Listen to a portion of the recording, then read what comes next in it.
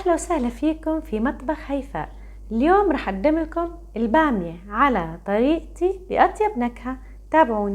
لتزبط طبختنا لازم تكون البامية لونها أخضر غامق مثل ما شايفين، وتكون طرية وصغيرة. أنا رحت نقيتن بالوحدة عشان بإذن الله تعالى تطلع الطبخة مثل ما نحن بنحب. وهلأ خلونا نروح للمقادير. مقادير طبختنا اليوم: بامية أنا جبت أكتر من نص كيلو بشوي عشان نحن فردين، انتو حسب الأفراد اللي بدهم ياكلوا. جبت لحمة مفرومة ناعمة 300 جرام. كمان اللحم بالنسبة لكم للكمية كمان حسب المتاح وحسب ما انتو بتحبوا، حسب الرغبة يعني. واللحمة فيك تحطها قطعة كبيرة، فيك تحطها لحمة راس عصفور، فيك تحطها خشنة، فيك تحطها ناعمة كمان حسب ما بتحب. ملعقة سمنة صغيرة، بصلة صغيرة مفرومة ناعم، هاي اختياري، بس أنا بفضل كل طبخات اللحم حط لها بصل، حطوها ورح تدعولي بإذن الله. ملعقتين معجون طماطم، باقتين كزبرة خضرة، معلقة صغيرة فلفل أسود، ملعقة صغيرة ملح، و6 فصوص توم مهروس. وطبعا زيت لقلي البامية. بنحط الزيت على النار وبنستناه ليسخن، وبعدين بنبدأ نقلي البامية. البامية إلها طريقة خاصة بالقلي، مو مثل قلي أي شيء، لأنه البامية فيها مادة، هاي المادة اللزجة، فهاي المادة اللزجة بتخلي الزيت يفور ويعطي رغوة كتير بتعلى هيك لفوق المقلاية، فهذا الشيء خطر جدا. عشان هيك أول شيء البامية بتكون مغسولة من بكير وناشفة على الآخر.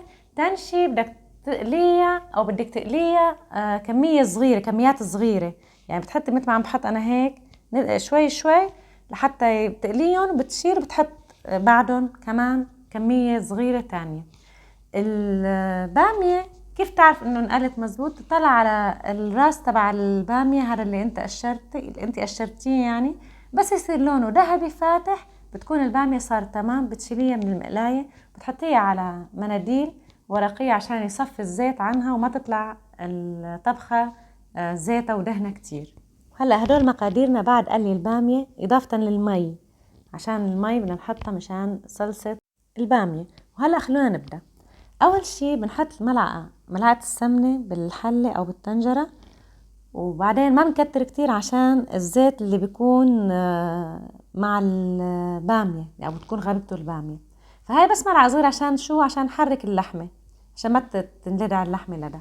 بنحط اللحمة أول شي بنخليها على النار، بنحركها شوي على النار لتاخد شوية سخونة، وبعدين بنضيف البصلة يعني مهمتها هون انه تدبل وتصير نكهتها مع اللحمة، تروح زفارة اللحمة. انا بحبها كتير، البصل بحبه كتير مع اللحم بالطبخ. وبنفس الوقت انه ما تحطيها قبل اللحمة عشان ما تطلع طعم البصل المحمر، اللي هي الفكرة انه تطلع نكهة مثل التوابل، ما تطلع انه هي بصل محمر يعني. وبعد شو بنعمل؟ بنفلفل وبنملح، نحط الفلفل الأسود والملح على اللحم، هذا أساس. أول ما تستوي اللحمة بنضيف ملعقتين معجون الطماطم أو صلصة الطماطم، وبنحركهم مزبوط، بنخليهم هيك بنقليهم مزبوط مع اللحمة والسمنة والبصل عشان بتصير النكهة خرافية، انت بس شم الريحة. وبعد ما بنقلي معجون الطماطم مع اللحم كتير منيح بننزل بالمي. أنا حطيت كاستين مي. وبعد ما تغلي صلصتنا كتير منيح وتتسبك مزبوط بنضيف الثوم المهروس، وبنتركهم بقى يغلوا مع بعض من 5 ل10 دقايق لحتى كل النكهات تختلط مع بعضها. وبعدها بنضيف البامية بهاي الطريقة وبنحرك. وشوف بقى المنظر فعلا الخرافي اللي بشهي. والبامية كتير صغيرة، يعني انه كنا احنا متعودين بسوريا على البامية هيك كانت شكلها طويل ورفيع هيك، هاي لا، هاي البامية هون بمصر قصيرة هيك وعريضة وبس، نكهتها خرافية يعني.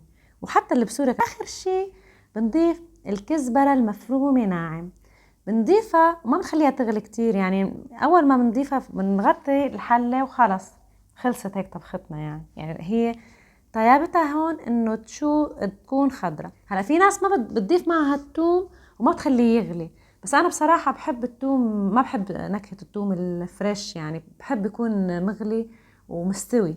وهو أفيد يعني عشان القولون والانتفاخات. ناس كتير بتشتكي من القولون وحركات القولون، فأنا عم أعطيكم طبخة صحية عشان تتجنبوا ألم البطن وحركات القولون من بعد ما تاكلوها بإذن الله تعالى.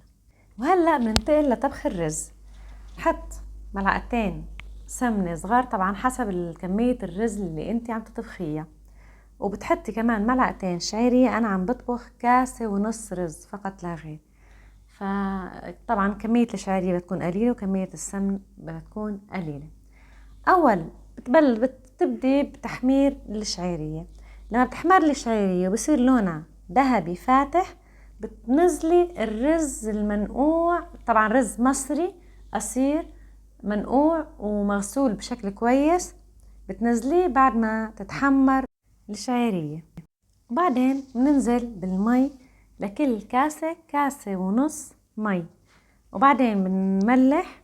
طبعا الرز بحب الملح شوي زيادة، بس طبعا حسب الرغبة وحسب الصحة.